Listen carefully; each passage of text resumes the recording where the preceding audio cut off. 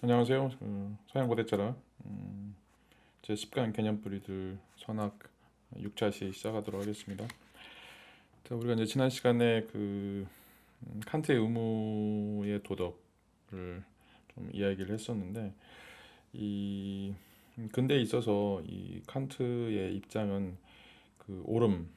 옳음과 그름, 그리고 이제 우리가 자연법이라고 얘기할 수 있는 법과 의무를 이제 강조하면서 지금 마땅히 해야 될 것, 인륜이라고 하는 마땅히 해야 될 것으로서의 도덕 법칙이 어떻게 존재할 수 있는지, 그리고 이제 이런 것들은 이제 이성적인 존재가 따라야 될 어떤 보편적인 당위 법칙이다라고 이제 이야기를 했습니다. 그러니까 우리가 이제 어떤 사람을 도덕적으로 비난할 때 그 비난할 만한 이제 분명한 이유가 있어야 되죠. 분명한 이제 이유가 있어야 되는데 이게 이제 어떤 보편적인 도덕 법칙이 미리 전제가 되지 않으면 우리가 어떤 사람을 이제 비난할 때 비난의 기준 또 비난의 이유 이런 것들을 우리가 제시할 필요가 있는데 이런 것들은 지금 방금 이야기했던 그런 보편적인 도덕적 법칙을 전제로 하고 있다라고 이제 이야기를 할 수가 있습니다. 그리고 이제 이런 것들은 우리 이제 이성을 통해서 파악할 수 있는 요소들이다라고 하는 이제 이야기를 했었고, 그런 이제 기본적인 전제는 인간은 이성적 존재다라고 하는 그런 전제 하에서 출발을 하고 있다라고 이제 이야기를 좀 할 수가 있죠. 어, 이제 이성의 원리다라고 하는 것은 어떻게 보면 굉장히 이제 그런 자율성을 갖고 있는 그런 특징을 우리가 좀 이야기를 할 수가 있습니다. 그런데 우리가 이제 첫 시간에도 살펴봤던 것처럼 그 이성이라고 하는 거를 통해서 우리가 도덕 법칙을 좀 전제를 하거나 이제 요청을 할 수가 있는데 실제로 이제 우리가 살고 있는 그런 어떤 삶의 세계에서 이런 현상계에서는 이제 인간들은 하나의 기계에 불과하죠. 생리화학적인 그런 어떤 기계에 불과하고 어, 첫 시간에 이제 얘기했던 것처럼 인간은 자유의지가 없는 1983년도에 리벳의 실험을 통해서 우리가 알 수 있었던 인간은 이제 자유의지가 없다라고 하는 그런 또 물리적 사실들을 이야기할 때 그러면 이제 자유의지가 없다라고 얘기할 때 인간에게 어떻게 책임을 물을 수 있을 것인가 라고 하는 그런 어떤 고민들이 생겨나게 되고 그래서 이제 칸트는 그런 것들을 물 자체라고 하는 그러니까 인간의 현상계에서 드러나 있지는 않지만 이 현상계가 유지되기 위해서 특별히 이제 인간의 삶이나든지 그런 도덕적인 법칙 그다음에 이제 그런 윤리라든지 그런 법률적인 그런 체계가 이제 존재하기 위해서 필요한 어떤 이제 자유와 도덕의 왕국을 우리가 전제할 필요가 있다라고 이제 이야기를 좀 할 수가 있습니다. 그래서 어, 칸트의 이제 기본적인 인식론 체계는 현상계라고 하는 우리가 살고 있는 세계 속에서는 이런 것들은 우리 어떤 감각이라든지 이제 오성을 통해서 우리가 구성할 수 있는 것인데 그것은 이제 사물이 정말 어떻게 돼 있는지 그 물 자체라고 하는 것은 우리가 이제 파악할 수 없게 되죠. 우리 인식이라고 하는 것은 물 자체를 알지 못하고 물 자체가 드러나는 그런 어떤 현상만을 알 수 있고 이런 것들은 경험이나 관찰을 통해서 우리가 알 수 있는 것들이고 그리고 그것들은 기계적으로 물리적인 법칙에 종속되어 있다라고 이제 이야기를 할 수가 있습니다.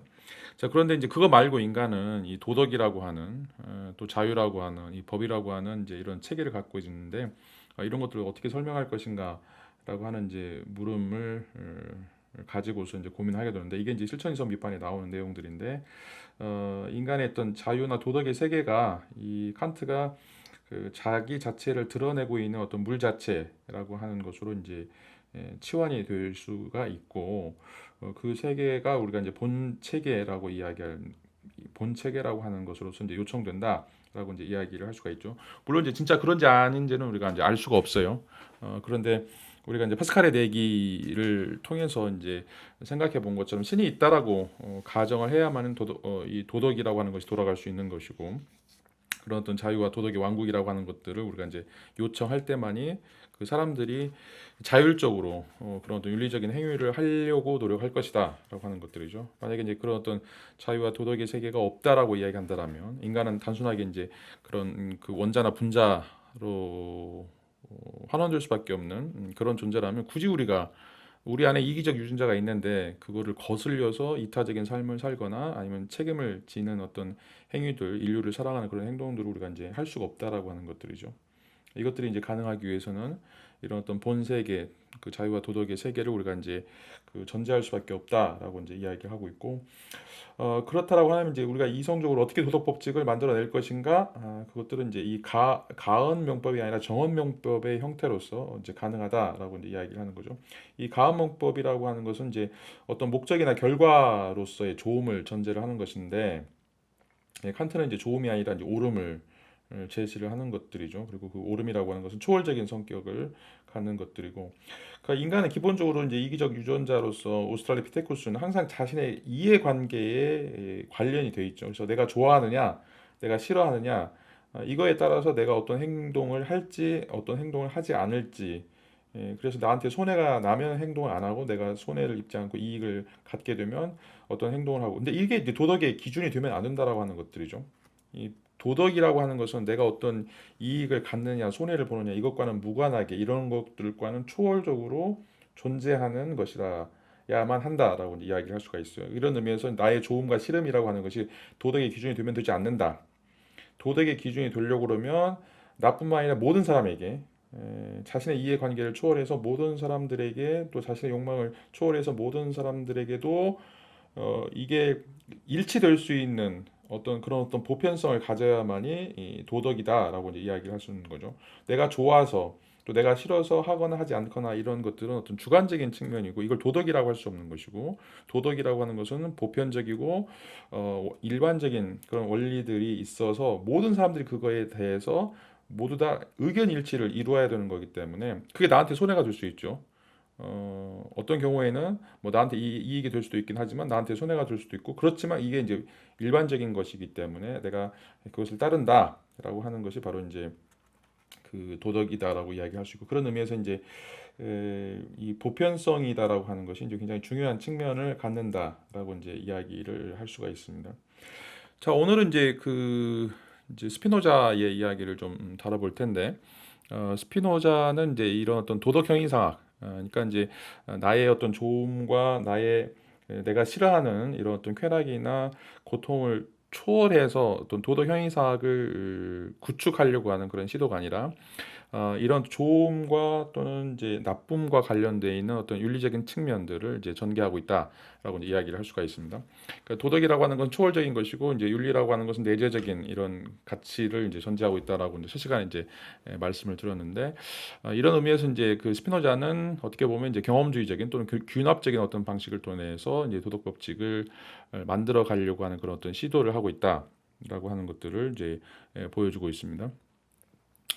자, 기본적인 사실이라고 하는 것은 이제 항상 그 사람뿐만 아니라 이제 여러 사물들은 이제 변해간다라고 하는 그런 이야기, 이게 이제 변향이라고 하는 것과 이제 감흥이라고 하는 것들이 있다. 그러니까 이제 사람과 사람이 만나거나 사람과 이제 그 사물들이 만나게 될 때 뭔가 이제 느낀다라고 하고, 그것에 의해서 사람들이 변해가거나 아니면 일정한 형태의 이제 그 다른 모습들을 이제 보여주고 있다라고 이제 이야기를 할 수가 있습니다. 그래서 이제 그 몸의 변화라고 하는 것과 또 이제 이 마음의 변화라고 하는 것이 이렇게 이제 맞물려 갈 수밖에 없는 것들인데, 사람이 사람을 만나면서 또 사람이 사물을 이제 만나고 접촉하면서 이런 식의 어떤 그 영향들이 일어나게 된다라고 이제 이야기를 할 수 있고, 이런 영향들을 변향 또는 이제 감흥이다라고 이제 이야기를 할 수가 있습니다. 그래서 이제 그 삶의 가장 밑바닥에 있는 원초적 사실이라고 하는 것은 사람과 사물이 또는 이제 사람과 사람이 서로 접촉하고 서로 영향을 주고받고, 이걸 이제 우리가 이제 운동이라고 이야기할 수가 있는데, 이런 운동을 통해서 모든 것들이 변형된다, 바뀌어진다, 또 그것에 따라서 서로 이제 감흥이 이루어진다라고 하는 것들이죠. 우리가 이제 이런 어떤 가치 평가를 하게 되죠. 어떤 사람을 만날 때 좋다 또는 네, 싫다, 조금 부담스럽다. 뭐 우리가 이제 뭐 장미꽃이라든지 아니면 시를 듣거나 아니면 이제 뭔가 이제 그 비 오는 날 또 이제 우중충한 날씨 뭐 이런 것들과 관련해서 사람들은 여러 가지 형태의 이제 감흥들을 갖게 되는 것들이죠. 그리고 이제 이런 과정을 우리 운동이라고 이제 이야기할 수가 있는데, 이 합생과 분해 과정을 이제 포함하고 있다라고 이제 이야기를 할 수가 있어요. 뭐 예를 들어서 이제 밥을 먹으면 나의 신체 속의 음식물들이 이제 들어와서 서로 이제 합성이 이루어지게 되는 것이고 나의 몸과 나의 음식물들이 서로 합해지는 거죠.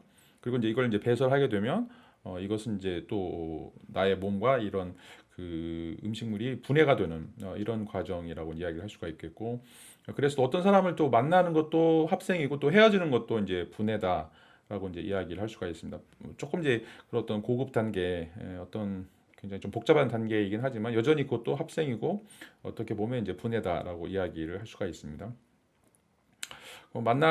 만나는 것도 이제 합생이고 만나서 싸우게 되는 것도 이제 분해고 이런 식의 합생과 이제 분해가 이제 이루어지게 되는데 이 합생과 분해의 결과는 항상 이 좋음과 나쁨을 가져온다라고 하는 거죠. 좋음과 나쁨을 가져온다. 이게 이제 어떻게 보면 변향이고 감흥의 이제 결과다라고 이제 이야기를 할 수가 있습니다. 그래서 이제 우리가 삶을 살 때 그 스피노자에 따르면 어떤 초월적인 도덕 법칙을 따르는 거, 이게 이제 중요한 것이 아니라 좋은 만남을 통해서 계속해서 기쁨을 창출하는 것, 이게 이제 우리의 삶의 원동력, 삶의 어떤 기본적인 출발점이 되어야 된다라고 이제 이야기를 하고 있죠. 그런 의미에서 이제 스피노자는 감정론을 굉장히 중요시하고 있고, 스피노자의 가장 대표적인 작품이 이제 에티카, 윤리학이라고 하는 건데 이게 이제 3부로 구성이 되어 있는 이게 이제 3부까지 구성이 되어 있는데 그 안에 3부 전체가 이제 그 감정론이라고 하는 것으로 이제 할애가 되어 있습니다. 칸트에게서는 이 감정이라고 하는 게 별로 중요하지 않죠. 왜냐하면 이제 이 감정이라고 하는 것은 나에게 좋음과 싫음 이런 내용들인데 이것은 보편적인 것을 갖지 못하기 때문에 이 감정론에 휘둘릴 필요가 없는 것이죠. 이제 칸트에 있어서 이제 계몽이라고 하는 것은 이런 미시나 권위 이런 어떤 감정으로부터 끌려다니지 않고 철저하게 이성을 따르는 것이다라고 이제 이야기를 하게 되는데 어, 이제 그 칸트에 있어서 이제 도덕이라고 하는 것은 도덕 법칙을 따르는가 따르지 않는가라고 하는 것이고 이것은 이제 그 좋고 나쁨의 이제 문제가 아니었는데 스피노자의 입장에서는 이제 초월적인 거, 어떤 절대적 가치 이런 것들은 이제 필요하지 않고 우리에게는 이 기쁨을 줄 수 있는, 기쁨을 창출할 수 있는 이런 어떤 감정들을 우리가 그 소중히 생각하고 그것들을 전개하는 것이 바로 이제 윤리학이다라고 이제 이야기를 하고 있습니다. 스피노자가 생각할 때 이제 어떤 한 목적성을 갖는다라고 하는 것은 어떻게 보면 이제 어떤 그 도덕적인 법칙에 우리가 합치돼야 된다라고 하는 것은 어떤 환상이다라고 생각을 하고 있고 그런 의미에서 이제 그 선악 개념이라고 하는 것은 이제 주관적이고 인간 중심적인 그런 어떤 성격이 될 수밖에 없다라고 이제 이야기를 하고 있습니다. 그래서 이제 이 도덕적인 뉘앙스, 초월적인 형태의 그 선악 개념을 거부하고, 자, 인간이 도달할 수도 없고, 알 수도 없고, 파악할 수도 없는 그런 것이기 때문에, 인간에게 있어서 이제 그런 좋음과 기쁨과 이런 그 변향과 감흥과 관련되어 있는 이런 감정론이 중요한 것이다라고 이제 이야기를 하고 있죠. 어, 이제 인간은 끊임없이 자신에게 좋은 거, 자신에게 나쁜 거 이런 것들을 이제 대상에 투영을 하고 있기 때문에 에, 이제 인간이 만들어 놓은 모든 이제 그 윤리적인 그런 어떤 법칙들이 그런 어떤 사람들이 무언가를 좋아하는가, 무언가를 싫어하는가 이런 것들과 관련해서 이제 질서 지어진다라고 이제 이야기를 하고 있고 그런 걸 떠나서 인간을 규정하는 그런 요소들이라고 하는 것은 어떻게 보면 이제 환상에 불과하다라고 이제 이야기를 할 수가 있습니다. 자, 이런 행위 능력이 이제 증가할 때 기쁨이 오고 또 감소할 때 이제 슬픔이 온다라고 할 수가 있습니다. 칸트는 이제 법을 누가 세우는가, 이 도덕 법칙을 이제 누가 세우는가라고 하는 이제 그 문제를 제기를 할 수가 있겠죠. 그래서 이제 도덕 법칙이 과연 이제 발견되는 것인가, 아니면 이제 만들어지는 것인가, 그리고 이제 그 만들어진다라면 누가 만드는 것인가. 라고 하는 이제 문제들을 좀 제기를 하고 있는데 그런 의미에서 이제 그 공평하고 공정한 형태의 이제 도덕 법칙들을 이제 만들기 위해서는 그 보편성이다라고 하는 것이 확보가 돼야 된다. 그래서 이제 그거에 대해서 누구도 불평 불만을 갖지 않아야 된다. 이제 왜냐하면 이제 그런 법칙이 어느 경우에서는 누구에게 이제 이익이 되고 기쁨이 되고 좋음이 될 수 있고 그 반대의 경우도 될 수 있는데 이게 이제 공정하게 진행이 된다. 절차상 공정하다라고 생각한다라면 그게 그 나한테는 이제 그 불리하다라고 생각을 할 수 있지만 그게 이제 공의롭기 때문에 정의롭기 때문에 그것을 하겠다라고 이제 이야기하는 거죠. 그래서 이제 거짓말을 하지 말라라고 하는 것은 어떻게 보면 이제 모든 사람들에 있어서 따라야 될 보편성을 가지고 있기 때문에 거짓말을 하지 말라, 살인을 하지 말라, 뭐 간음을 하지 말라 이런 식의 이제 이야기를 할 수 있는 것들이죠. 자, 우리가 뭐 거짓말을 하거나 뭐 그 간음을 하거나 아니면 이제 그 살인을 한다고 했을 때 우리에게 돌아올 이익을 생각하게 되면 그걸 굳이 우리가 이제 지켜야 될 필요가 없는데 이런 것들이 그 내가 한다라고 했을 때 그 남에게 해악을 줄 수 있을 것인가라고 하는 것을 고민하고 또 다른 사람이 그 똑같은 행위를 했을 때 나한테 해악이 된다라고 그런 것들을 이제 고려를 해봤을 때 내가 이거를 해야 될지 말아야 될지 이런 것들을 좀 고민하게 되는데 그렇게 자기의 입장과 타인의 입장들을 비교해서 어느 입장이 되든지 간에 이것은 하면 안 되겠다. 이거는 해야 되겠다라고 하는 그런 형태의 이 보편성이라고 하는 것이 바로 이제 그 칸트가 생각하는 도덕 형이상학의 이제 시금석이 되어야 된다라고 이제 이야기를 할 수가 있습니다.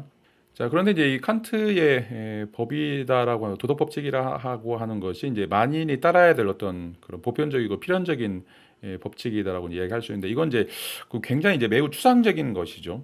매우 이제 추상적인 거기 때문에 이런 것들을 이제 그 우리가 이해하고 사유하는 것들은 이제 문제가 없지만 이런 것들을 이제 실제로 적용할 때는 이제 그 어떤 어떻게 굉장히 이제 추상적이고 너무 뻔한 것이기 때문에 그런 것들과 관련된 어떤 구체적인 지침들을 또 제공할 수 없다라고 이제 이야기를 할 수가 있습니다. 그래서 이제 내가 싫어하는 일은 남에게도 하지 말라. 이런 어떤 도덕 법칙은 굉장히 간단 명료하지만 또 그 당신의 행위의 주책이 항상 또는 보편적인 도덕 법칙이 될 수 있도록 행위하라.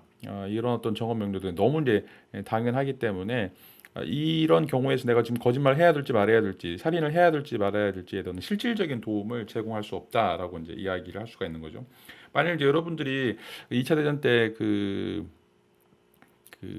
누구죠? 그 나치 독일의 히틀러 옆에 있다라고 생각을 해보세요. 그리고 여러분들이 히틀러를 죽일 수 있다라고 이제 생각을 할 때 이 히틀러를 죽여야 될지 말아야 될지 히틀러를 죽이게 되면 2차 대전을 빨리 종식시킬 수 있고 600만 유대인들의 학살을 막을 수 있다라고 이제 이야기할 때 이 히틀러를 지금 죽이는 것이 옳은 것인지 그른 것인지 아니면 이제 좋은 것인 나쁜 짓인 것인지 이런 어떤 고민들을 좀 해볼 수 있는데 자 이제 이런 상황에서 이런 당신의 행위의 준칙이 항상 또는 보편적인 도덕 법칙이 될 수 있도록 행위하라라고 하는 것을 이제 따를 때 과연 이제 고민을 하게 되는 거죠. 죽여서 사람을 죽이지 말라, 살인하지 말라라고 하는 것이 이제 어떻게 보면 이제 보편적인 도덕 법칙이라고 이야기하는데 이것 때문에 너무나 큰 손실이 생길 때 이제 어떤 행위를 해야 될지에 대한 어떤 고민들이 다시 한번 만들어지게 된다라고 이제 이야기를 할 수가 있고 이게 어떻게 보면 이제 형식주의적 사고의 한계다라고 이야기를 좀 할 수가 있습니다. 자, 그런 반면에 이제 스피노자는 이제 그 우리가 갖고 있는 어떤 우리가 갖고 있는 이제 그런 어떤 기쁨에 대한 어떤 즐거움에 대한 이런 이제 그 것들을 우리가 따라가야 된다라고 이제 이야기하고 있고 그래서 이제 조음의 윤리라고 하는 것들을 이제 강조하고 있죠. 자, 그런데 이제 스피노자도 저 몇 가지 이제 문제가 있는데 그것은 자, 우리에게 슬픔이 있다고 하더라도 고통이 있다라고 하더라도 그 지키고 싶은 그 포기하고 싶지 않은 어떤 가치들이 있지 않는가? 그리고 이제 그런 것들을 어떻게 이제 설명해 볼 것인가? 라고 하는 거죠. 그러니까 내가 이제 손해를 보고 서로 이제 감정이 상하고 나쁜 이제 만남이 되겠지만 그렇게 행동하는 것이 오히려 옳을 경우가 있을 경우죠. 그래서 이제 그러니까 좋은 것이 좋다라고만 이제 생각을 한다라면 마땅히 해야 된다는 이런 어떤 행위의 당위성 이런 것들을 이제 설명할 수 없는 그런 어떤 한계들을 갖게 된다라고 이야기를 하는 거죠. 좋은 것만 생각하면 계속해서 이제 거짓말을 해야 되고 이제 그러다 보면 사람들과의 관계들이 피상적인 것이 될 수밖에 없는 거죠. 왜냐하면 내가 싫어하는 것도 있고 마땅히 해야 되는 것도 있고 마땅히 하지 않아야 되는 것도 있고 그런데 이것의 어떤 경계들이 이제 그 모호해질 경우에 과연 우리가 이제 그런 사람들과의 그 윤리적 관계들을 계속해서 유지할 수 있을 것인가라고 하는 이제 문제가 발생하고 그다음에 더더욱 큰 문제는 이제 이 좋음과 나쁨이라고 하는 것을 통해서 이 당위라고 하는 것을 설명할 수 없다. 이걸 이제 자연주의적 오류라라고 이야기를 할 수가 있는데 이 사실과 현실을 계속해서 우리가 이제 그 정교하게 분석한다고 하더라도 거기서부터 도덕적인 법칙이라고 하는 것이 이 당위라고 하는 것이 이제 만들어지지 않는다라고 하는 것이죠. 그러니까 사실 따로 당위 따로라고 이제 이야기를 할 수가 있어요. 그래서 어머니가 우리를 낳아주셨다라고 하는 그 사실로부터 우리가 어머니를 공경해야 된다라고 하는 당위가 연역되지 않아요. 이건 이제 따로따로 분리된 그런 어떤 문제이죠. 뭐 세계 사실에 대해서 지구가 둥글다 1 더하기 1은 2다라고 하는 그런 뭐 물리적인 사실, 뭐 수학적 사실로부터 반드시 뭐뭐 해야만 한다라고 하는 것들은 지구는 반드시 돌아야 된다. 뭐 자전하거나 공전해야 된다. 1 더하기 1은 2가 되어야만 한다. 이렇게 이야기하지 않죠. 왜냐하면 사실과 당위의 문제는 서로 떨어져 있기 때문에 그런 거죠. 자, 그런데 이제 이 사실의 문제에서 당위로 문제로 그 넘어가려고 하는 그런 어떤 시도들은 어떻게 보면 이제 그 요청된 개념이라고 이제 이야기를 할 수밖에 없어요. 어머니가 나를 낳아주셨는데 그런 상황에서 내가 왜 어머니를 공경해야만 되는가? 그게 이제 마땅하다고 생각하고 그것에 대한 사실적인 이유는 존재하지 않아요.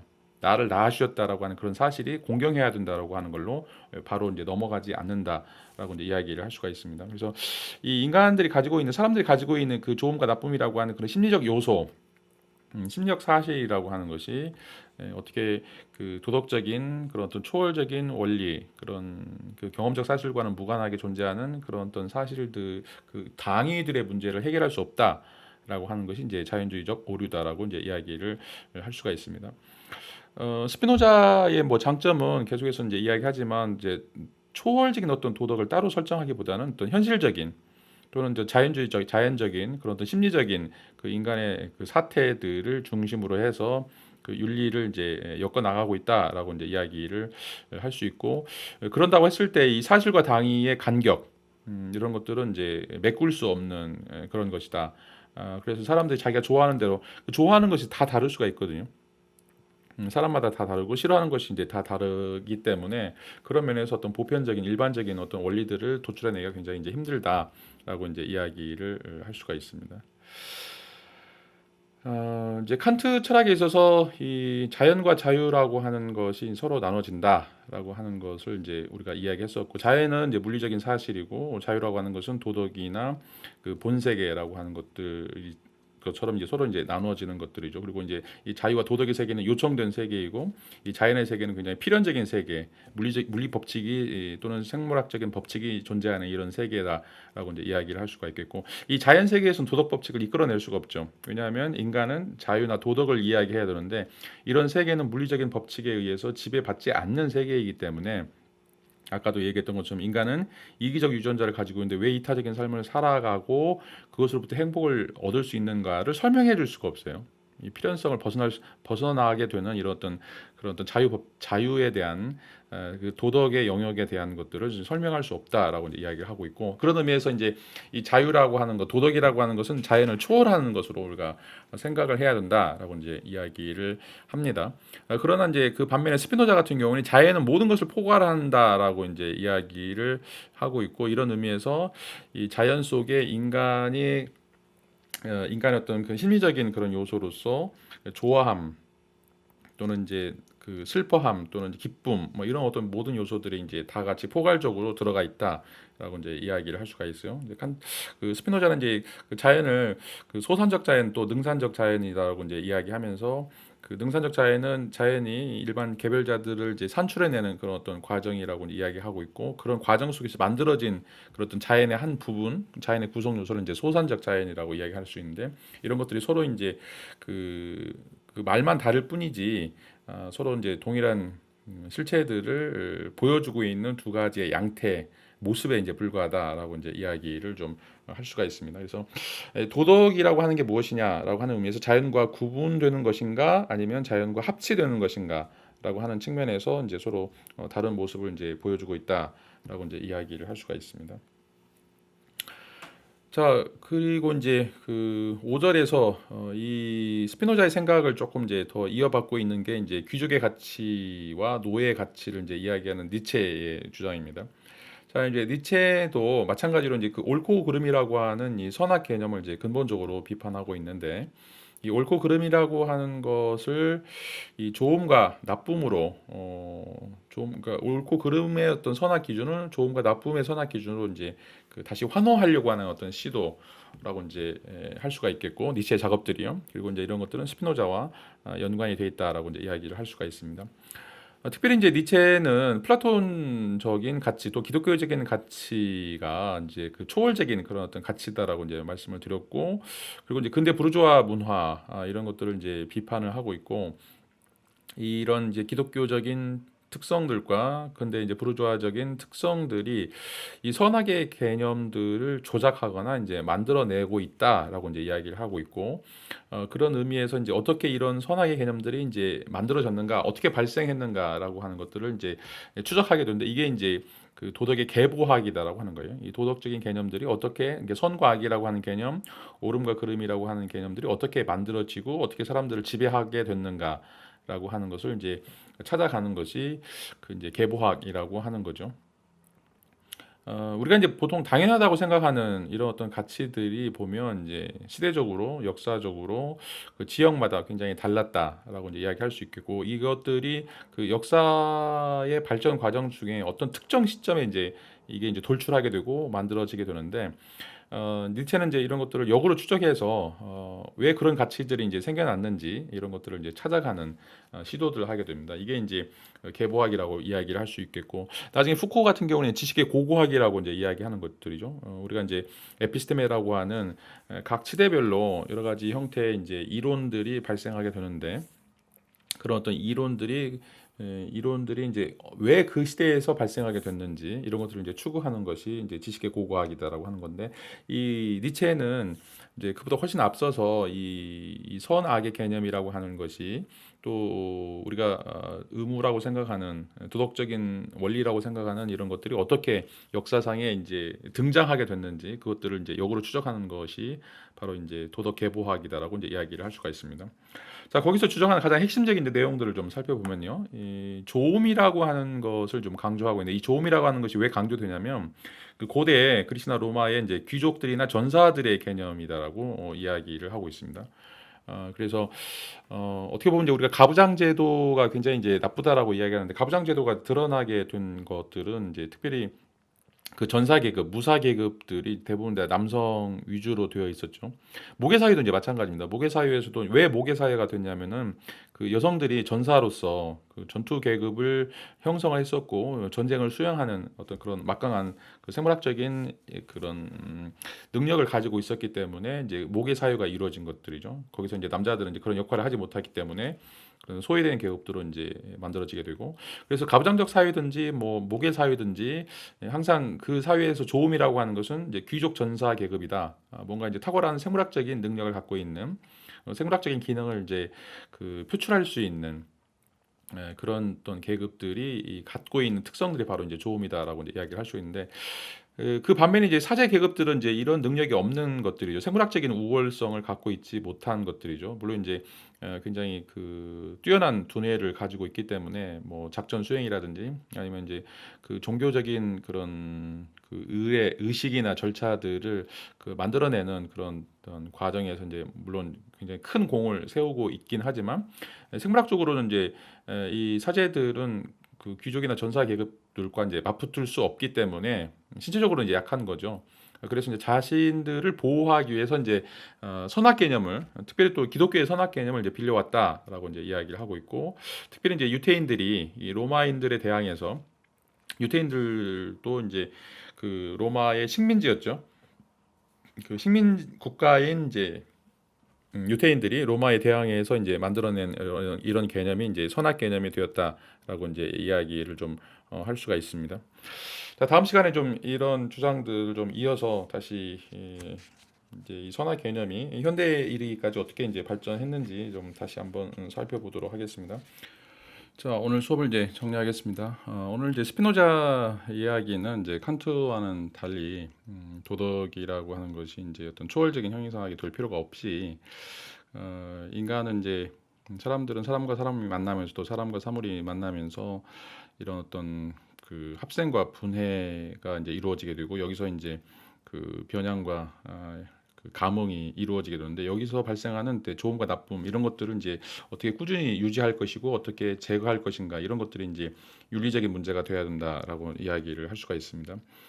그래서 이제 중요한 것은 이 사물과 사물의 만남 또 사람과 사물의 만남이 그 옳고 그름이 아니라 이제 좋은 만남이 되어야 된다라고 이제 하는 것이고 이렇게 좋은 만남을 통해서 기쁨을 창출한 것이다라고 이제 이야기를 할 수가 있겠죠. 그런데 이제 그 칸트에 있어서 이제 중요한 그런 문제가 그 도덕 법칙이라고 하는 것이 이제 어떻게 만들어지는가 이런 것들이 만들어지기 위해서 보편성이라고 하는 것을 우리가 이제 확보해야 된다라고 이제 하는 이제 이야기를 했었는데 이 스피노자에 있어서는 이런 어떤 보편성이 확보되기에는 굉장히 어려운 지점이 있다라고 이야기를 할 수가 있습니다. 왜냐하면 이제 우리가 그 좋은 것들은 계속 유지하고 이제 안 좋은 것들은 이제 슬픔들은 이제 포기한다라고 얘기할 때 슬프지만 안 좋지만 유지해야 될 것들이 있는 것들이죠. 그런 것들을 어떻게 설명할 것인가라고 하는 이제 문제가 좀 발생하게 되고 그다음에 이제 이 좋음과 나쁨이라고 하는 것이 이제 인간의 심리적인 상태나 조건들인데 이런 것으로부터 그 이제 그 도덕적인 어떤 당위로 넘어가는 이런 어떤 문제가 가능하지 않다라고 이제 이야기를 할 수가 있습니다. 이게 이제 자연주의적 오류다라고 이야기할 수가 있는데 이 어머니가 나를 낳아주셨다라고 하는 사실로부터 우리가 어머니를 보호해야만 한다, 돌봐드려야만 한다라고 하는 이런 당위를 연역할 수가 없는데 그렇다고 한다면 이제 이 좋음과 나쁨만 가지고는 어떤 도덕의 일반적인 원리들을 추출하기가 굉장히 힘든데 이제 이런 것들을 설명하기가 좀 어렵다라고 이제 이야기를 할 수가 있습니다. 그다음에 이제 니체 이야기 뭐 다음 시간에 좀 더 설명하겠지만 니체에 있어서 이제 그 옳고 그름에 대한 문제를 다시 좋음과 나쁨으로 이제 바꿔야 된다라고 하는 이제 시도를 하고 있고 그 이제 계보학이라고 하는 이야기를 하면서 우리가 지금 생각하는 여러 가지 그 윤리적인 또는 도덕적인 개념들이 역사상에 출현했다. 왜 출현했는가? 누가 그것들을 만들어냈는가? 이런 것들을 좀 고민해 볼 필요가 있다라고 이제 이야기를 할 수가 있습니다. 자, 오늘 수업은 여기서 마치도록 하겠습니다. 감사합니다.